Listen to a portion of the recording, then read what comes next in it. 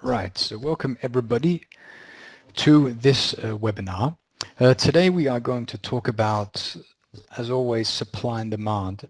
We're going to cover some basic theory, and I'm going to show you a project that I've been working on, that I've been using to kind of confirm some of the theories that I've had in relation to supply and demand. But as you all know, if you've seen some of the previous webinars, supply and demand is all about liquidity. So liquidity is ultimately the degree to which an asset can be bought or sold without affecting the asset's price. Then you have another term which I refer to a lot, and this is accumulation. And this is typically the accumulation of orders to either push price higher or to push price lower. So on the buy side, accumulation will typically drive price higher.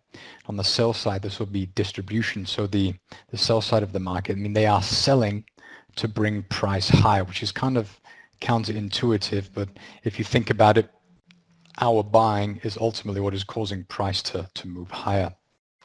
And so supply and demand is about the study of price. So you spend an awful lot of time on price charts, looking at price and trying to identify these areas of liquidity, these pools of liquidity, which are ultimately orders of some kind, limit orders, stop orders, stuff like this. And while this does sound maybe a little bit like a technical and difficult, it's not that difficult to do. A lot of people, a lot of educators that I've run into have unfortunately attempted to overcomplicate this whole concept of supply and demand, and it's really simple. Ultimately, if you have a balance in supply and demand, I mean, price is going to be moving sideways. But if you have an imbalance in supply and demand, price is going to be moving higher or lower, depending on if there's excess of buying or excess of selling.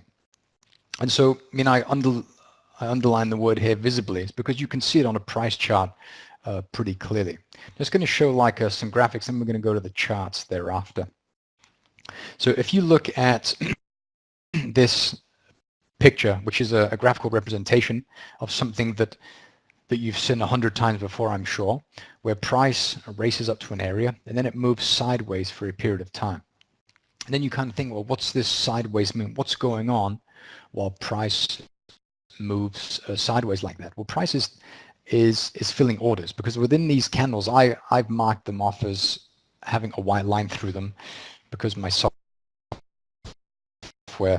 does that. You can see I have white candles here and here, and I've just done that to give me a visual clue as to what's going on. But it simply means that price is moving up and down throughout the period of this candle. And the same is going on here and here.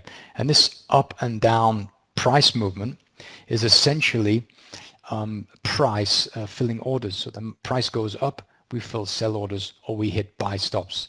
Price goes down, we hit buy limits or sell stops, and the process goes on. It goes up, finds the orders, price temporarily leaves equilibrium, it comes down.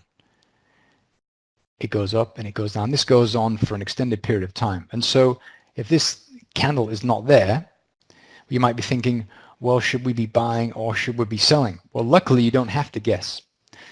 This is the best part. You don't have to guess. You just have to wait for price to show you that it's going to go higher or lower. And when this occurs, when price jumps up like this, well, then you know that this period of what I refer to as accumulation was an accumulation of buying. So we're filling buy orders to move price higher. And so the method is to wait for this to happen. And once you know that price has a price imbalance to the upside, this is telling us that around this area we have thick liquidity, and above this area we have thin liquidity, until we reach something that looks maybe something similar to, I just kind of draw something here, kind of something similar to what we see down here, above here. And this is supply and this is demand. So price will leave, it's moving through thin liquidity until it gets to thick liquidity, as we saw down here. And this is typically where price will have a bounce, either turn around or do something entirely different. So if we move on to another one here, we have this graphic where you have a period of trading. Let's say this is a day of trading. So we have the open of the day, and here we have the close of the day. So the day opens and price moves up and it moves down, and it moves up and it moves down. And contrary to much belief, people think that price is moving higher and it's moving lower as a result of buying and selling. And while that is partially correct, it's not entirely correct, because price is moving higher and it's moving lower because price is looking for liquidity. And so without unfilled orders in the market, price would not move. If we have a bunch of sell orders up here and price is here, I mean, it doesn't make sense keeping price here. Obviously, price needs to move higher to find these sell orders, which will then bring price lower to the next order block, which is down here, which is to buy. These orders are filled. Buyers enter the market. The liquidity to the upside is consumed by the bullish push higher. Price goes higher. It revisits this area here. And this is what we'll refer to, rather what you'll all know as resistance. We have resistance here. We have support here. Price comes up, it bounces, it goes down, it bounces, it goes up to resistance, support, resistance, resistance. And so, I mean, if you consider this whole concept of support and resistance, every time price comes to an area and has a bounce, many people think, oh wow, that's a good area. Price comes up to it again. Wow, it's a really good area because price bounced 2 times. And if it happens 3 times or 4 times, many people are going to assume that, oh, this area has, historically speaking, been respected multiple times. This is a good thing. This means that I'm going to sell the next time price comes up to this area. But this is a bit of a fallacy, because if you consider the supply and demand trading model, you have pools of liquidity above price and you have pools of liquidity below price. So each time price comes up, we are filling these, we are consuming the liquidity at one of these areas. So assuming that we have 100 units of currency, this is a completely random number. If price comes up and we have people that are buying, and we have 50 buy orders that are filled when price comes up here, well then the 100 is going to be reduced to 50. And so next time price comes up to it and we have another 50, well, what does that do? Well, that simply completely removes all of the liquidity of this area. And what happens? What does this mean? Well, this means that if price should find bearish liquidity, it has to go to the next pocket of liquidity, which is going to be located above this one. This one is no longer available. It's completely gone. And so everything readjusts. And so this is gone, so price has to go a little bit higher to find it. And eventually this will be depleted, first to 100, then to 50, and then it'll go. And when that happens, well, then this one is gone. Then price has to go higher. And so the whole concept of support and resistance is slightly dangerous, because you must understand that every time price does reach an area of supply, it becomes weaker and weaker and weaker each time. Okay, let's have a look at another piece of graphic here. Here. And so you can see here, assuming for a second that we have an order of 50,000 units to buy or sell. If you look at this and you think, okay, considering the liquidity available at each area, we have 10,000 here, here, here, here, and here. So if someone comes in and buys 50,000 units of this instrument, of this security, what's going to happen? Well, this is going to happen. Price, the first 10,000 of this 50,000 block is going to consume this. And when that happens, in order to fill the remaining 40, it's going to have to go up to this one. Now we've filled 20, we need to fill 30. We go up to the next one, we filled 30, we need to fill 20. We filled 40, we need to fill 10. We filled our entire order. But what has happened in the meantime? Well, in the meantime, the price has slipped up like so. So this is slipped. I mean, this is ultimately what slippage is. Thin liquidity. So price consumes this and all of these levels. And so by the time this 50,000 unit order is filled, price has moved up from 25 to 45, so 20 pips. But on the downside, you can see we have much bigger pools of liquidity, well, bigger relative to the ones above. And so if 50,000 units comes down here to sell, the liquidity available at this area, which will be, let's say, an institution, they are going to be looking to buy 200,000. So when we come with our 50,000, the institution is going to buy it.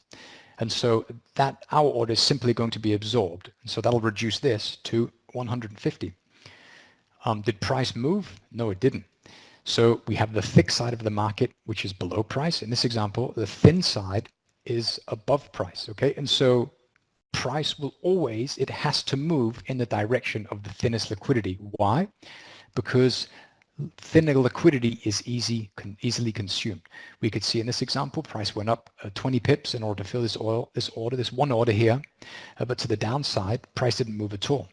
And it'll require another person to sell for an additional 150,000 units to bring price down just 5 pips, in contrast to this 20 pip move with a relatively small order. And so that's pretty much the whole notion of what slippage ultimately is. So if we look at this here, we have a very similar representation where we have the big order and we have a bunch of small orders. These small orders here, and they correspond to these ones just over here above price, and this big one corresponds to those just below price. So this order here of 200,000 units is going to easily consume this, driving price higher. And this is why I'm so interested in currency strength, because currency strength shows you where the thin side of the market is located. And so you have price moving lower here. Why? Well, we have strength in the Canadian dollar, demand for the Canadian dollar, and we have supply of the euro. What does that mean? Well, that means that the thinner side of the market is to the downside, and so we only want to be selling on this particular time frame. We have another example just here where we have the Australian dollar, which is looking quite strong relative to the American dollar. And I emphasize the word relative because while in the American dollar, Australian dollar cross, this pair could be moving higher. The Australian dollar relative to, for example, the Japanese yen could be moving lower. So the Australian dollar is strong relative to the American dollar, but in contrast, but for an Australian dollar, Japanese yen, as an example, the yen could be stronger than the Australian dollar, which is going to bring the price of the Australian dollar, Japanese yen lower. That's a bit of a mouthful there. And so this is why I like to keep my eye on what's going on here. You can see the varying strengths of these currencies relative to one another.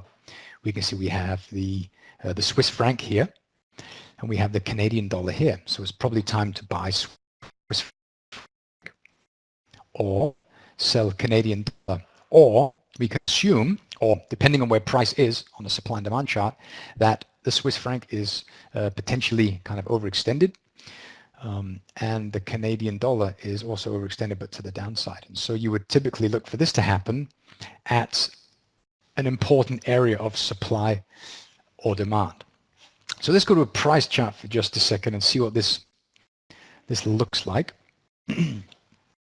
If you see, here, let's go to a bigger time frame.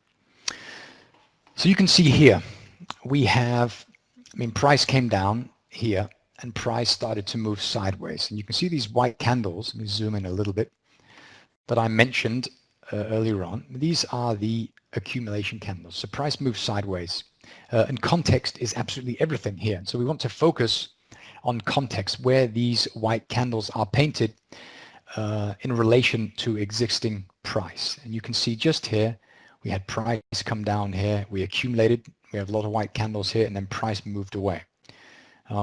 Price went up, we accumulated, and we shot up once again. We have a nice green candle, which is telling us that price left the area in a hurry, and we exhibited strength, and price exhibited strength as it left this area here. We have this micro area of demand, this little white box here, and I say micro because it is qualified on the time frame smaller than the currently active chart. So we're looking on the 4-hour chart, and the color here, the white, tells me this is qualified on a 1 hour. So this is actually a 1 hour area of demand that is visible on the 4-hour chart. And price came pretty close to that.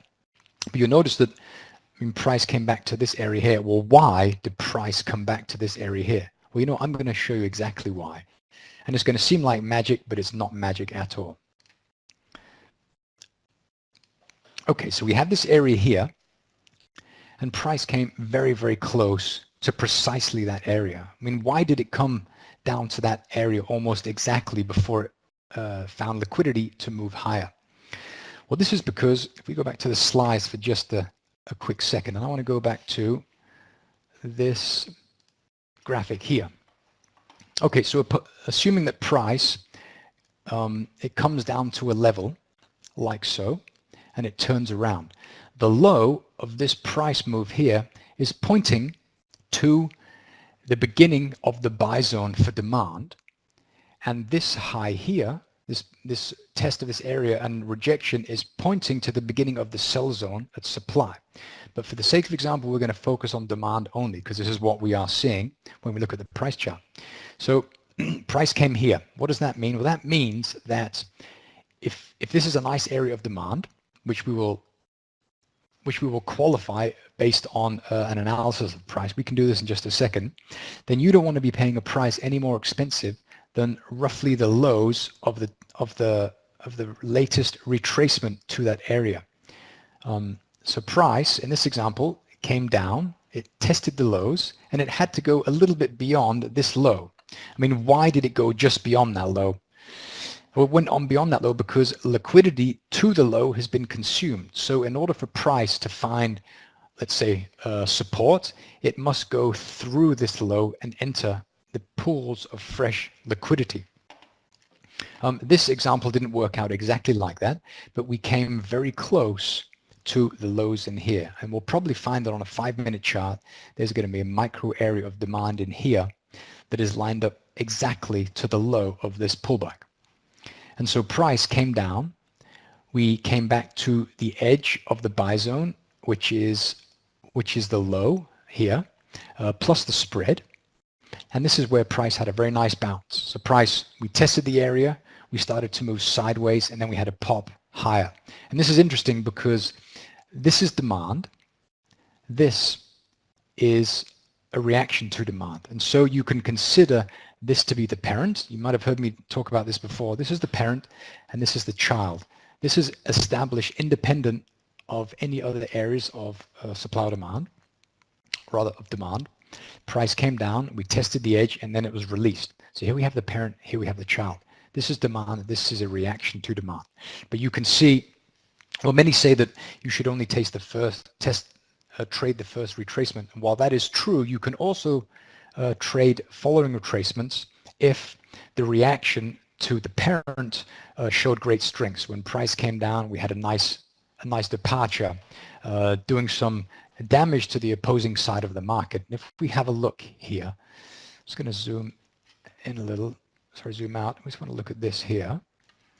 You can see that we had this area of supply. And why is this supply? Well, this is supply because we had a lot going on here.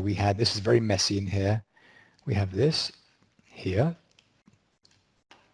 So this is a child. The parent is in here. This is going to be a micro parent.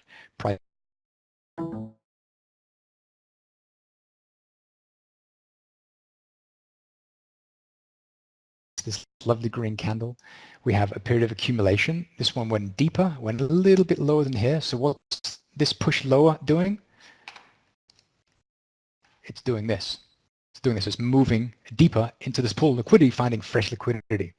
We had it here. We had a push, rejection. Price went a little bit deeper. It found unfilled orders, and then poof, then it popped up. This is lovely. This tells you that, wow, we have a lot of interest to buy at this area, from the high of the accumulation and low. Price came back. We challenged the lows once again, and then this is what carried price higher and away. We had this. Price poked into it. We accumulated. We popped up. We moved sideways. We left, we moved above these highs. And this is important because while it's a little bit messy in here, I'm going to draw this off. We had this here, which was tested a bunch of times. And so we had support. You could also mark this off with the trend line, how we had market structure. which for me is just going to be a trend line or a channel. In this situation, it's a trend line. Price tested it, then price cut through it. What does that mean? Well, that means that we have an area of supply that caused price to break the structure of the market. So you ask yourself the question, what area of supply did that? Well, this one here did. This one here did it, right here. We're going to take, because it's a pin bar, we're going to take the whole body. And then we are going to look to the deepest pullback into that area. Where is that? It's right here. So we're going to mark it off like that, okay? Because price came back to this level and then it left. So this is the beginning of the sell zone. We're not going to be selling down here. We're only going to be selling from here and up. Price came up, we poked into it, and we left. We came through, we moved up. We had a accumulation in here. We tested the highs. We moved through it. Then you ask yourself the question, great, this is getting easy.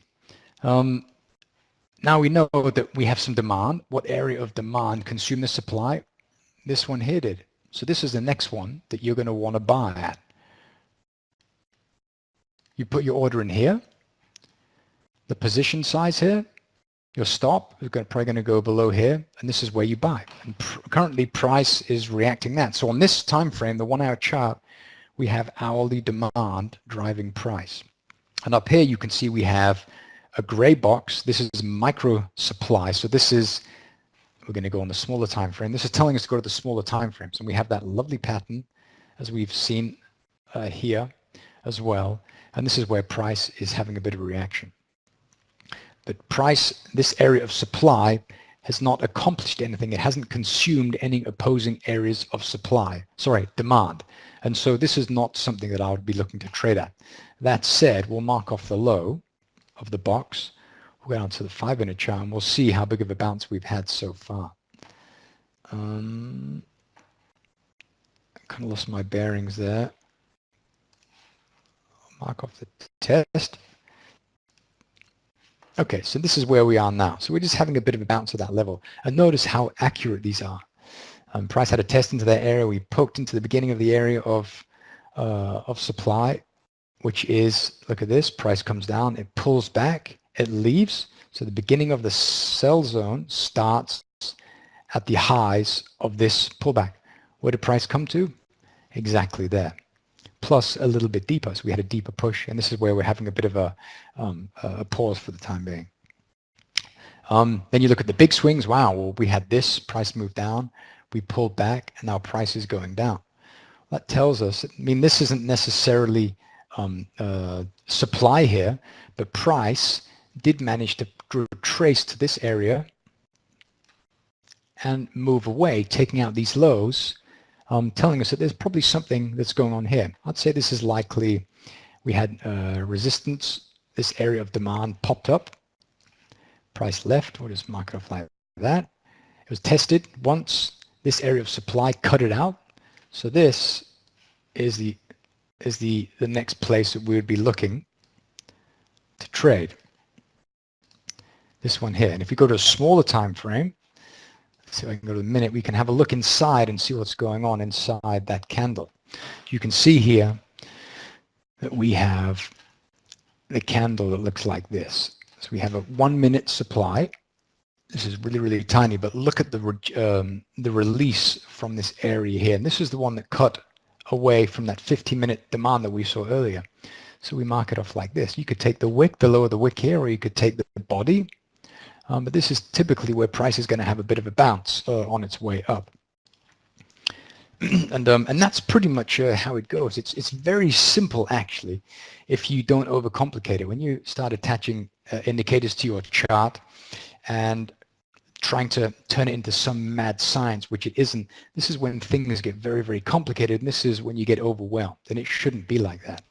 And just as to prove this fact, I've written an automated trading robot that is based on the engine of my supply and demand software, and it's trading on a VPS 24 hours a day based on the rules that I've just showed you. And I'm going to show you, I'll just show you very quickly, like the configuration of it.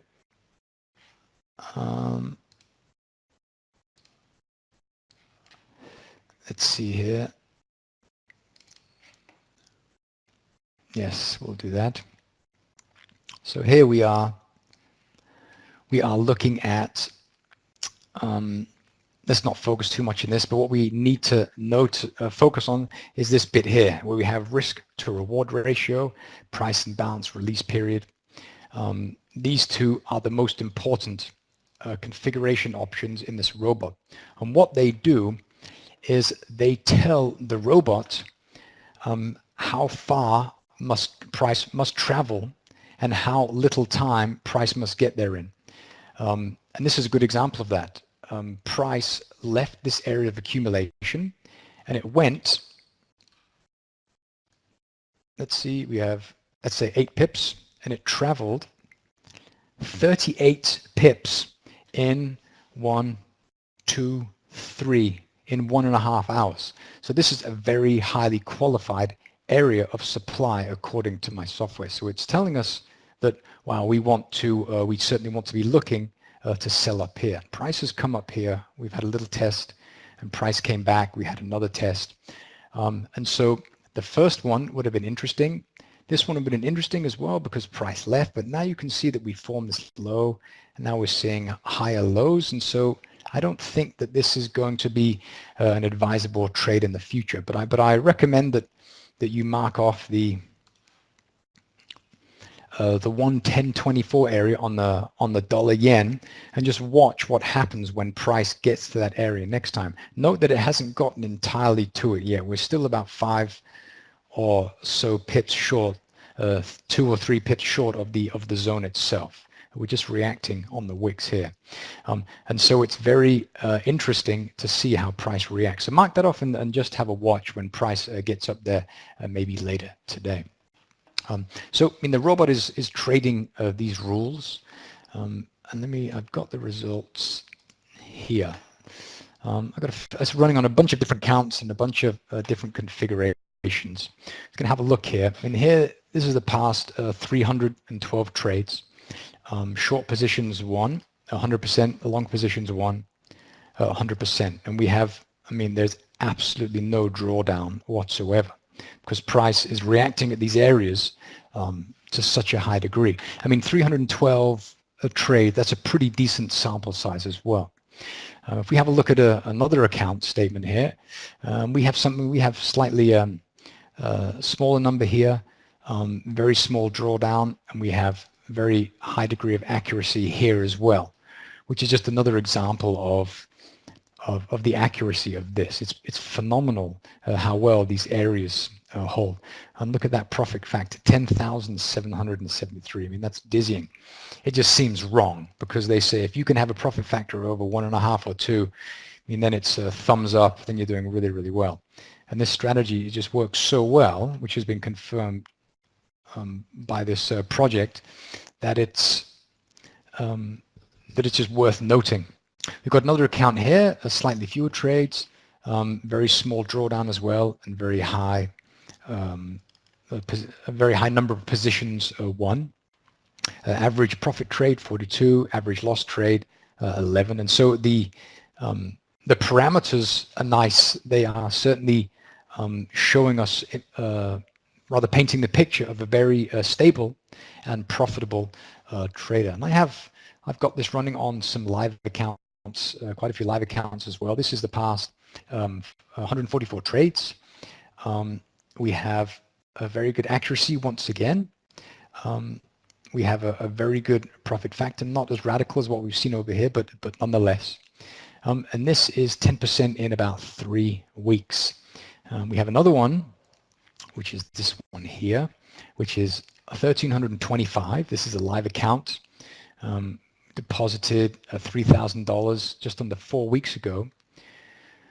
And we are up $1,388, and that's under a month. So we'll do the math. What's that? 35, 36%. And look at the hit rate. I mean, we have almost a perfect hit rate. It's absolutely staggering. And so I think this is just a confirmation that that it's really worth investing effort in learning supply and demand, but also from a sell side, so you understand the the liquidity distribution and how this distribution of liquidity is affecting price. And also keeping in mind that, price is indeed moving all over the place, as you can see if you look at a price chart, but it's moving because of unfilled orders and not the filled orders. Because, yes, price will go down, but it's not going to go down until we get up to around this area. So price is moving sideways. We have a balance in supply and demand. If we want to create an imbalance, price has to seek sellers. It has to find sellers, which it found when it came up here. Price went down. We poked down into something down here, so we moved into a pool of bullish liquidity here, and then price had a sharp push away. This looks like a very thin liquidity, so likely at the time of news, and into an area of demand. So you're going to see massive spikes like this. And our price is kind of meandering around since then. And notice, you have a crazy spike up, a crazy spike down. This is going all over the place. But keep in mind that even though you have mad news, figures out of one country throw one currency in one direction and the other in another, notice that price will almost always return to the base in order to figure out what it's going to do next. Price cannot go up and just keep going up. It will never happen. It simply can't happen. So price will come down. We'll see a big reaction.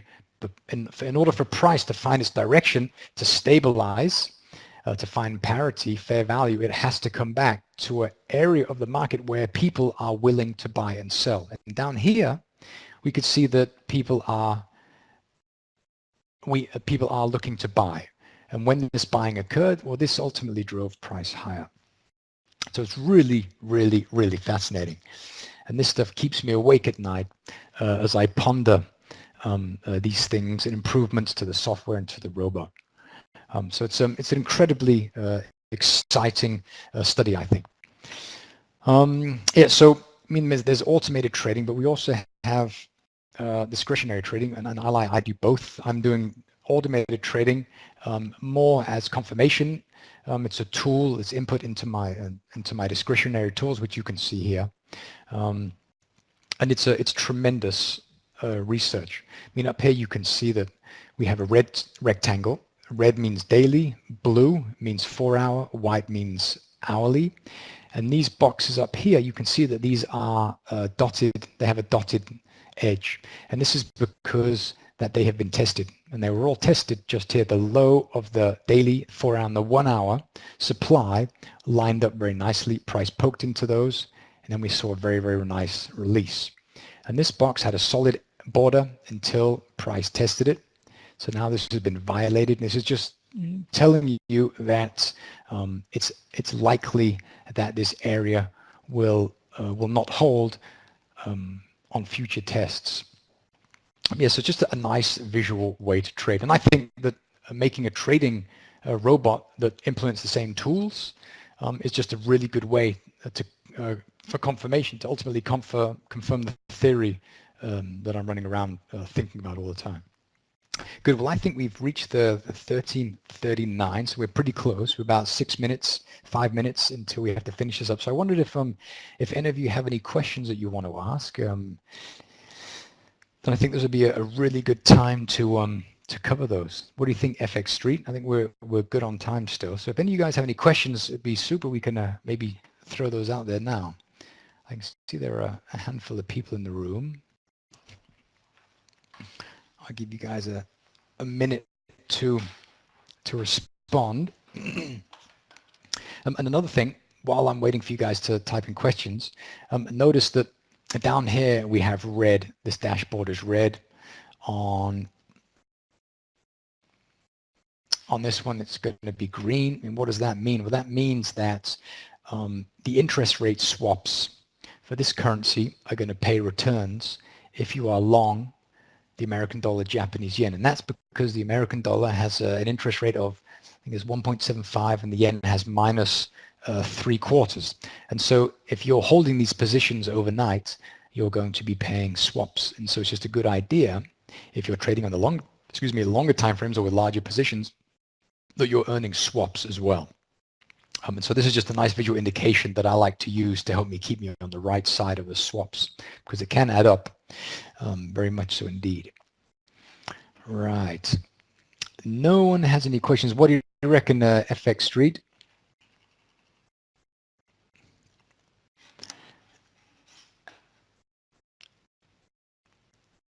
Is the sound still good? I've gone awfully quiet. So I want to make sure everyone can hear me loud and clear.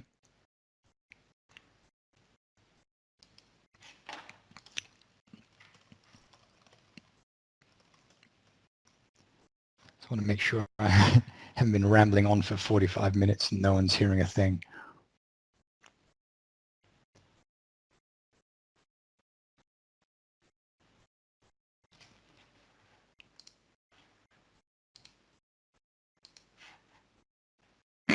Yeah. Good. Well, I'm not. Yes, excellent, Adam. Good, good, good. Is this stuff interesting? Is it oh, super. I'm super pleased to hear. Is it interesting? Is it surprising, or is it something that you guys are aware of? But either or. I hope it's something that you can use at least. It's a very simple way to view the market, or view anything really, anything that's bought or sold. I mean, they play by the same rules, and I find that to be very fascinating. Hey, thanks, Abdul. I'm super pleased you could make it here again. Thanks for your message as well. Very kind. Yeah, they're far in between these webinars. I'm currently in the process of relocating to Indonesia, and we're moving in 14 days, and we have our home is for sale and our furniture is for sale, and so we are underwater in preparing. But it's exciting, and we found a tremendous school on the island of Bali for our two boys, and so we are moving to Bali. It sounds like something you read in a kind of child fantasy book about people moving to Bali, but you know what? People actually do this stuff, which is fascinating. So we look very much forward to going there. And so I'll be doing probably another one of these webinars in about a month's time. I think by that time I should be nice and settled, and the internet should be set up and working well. So that should be all nice and functioning. I did a couple of webinars from Indonesia last year as well when we were over there, kind of checking out the area. So I think it'll be good. Good. I'm so pleased, John. I'm so pleased. Also, Albert. It's really, really good. I'm glad you guys see value in these. Good. Well, FX Street, what do you reckon? Is this? I haven't seen any questions typed, and so I assume that you guys all are good to go.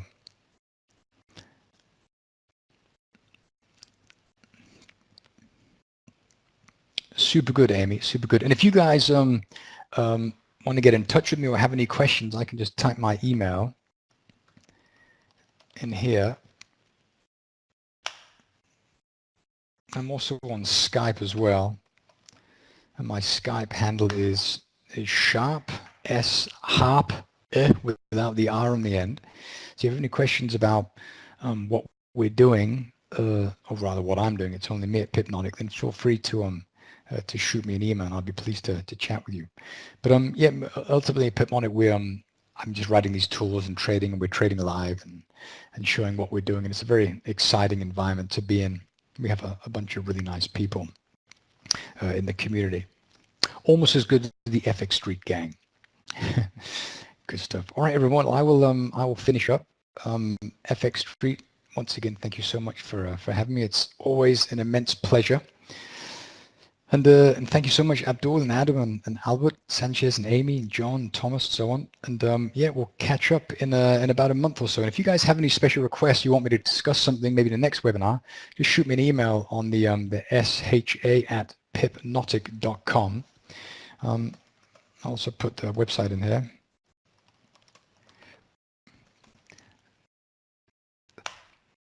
Cool. There's my link.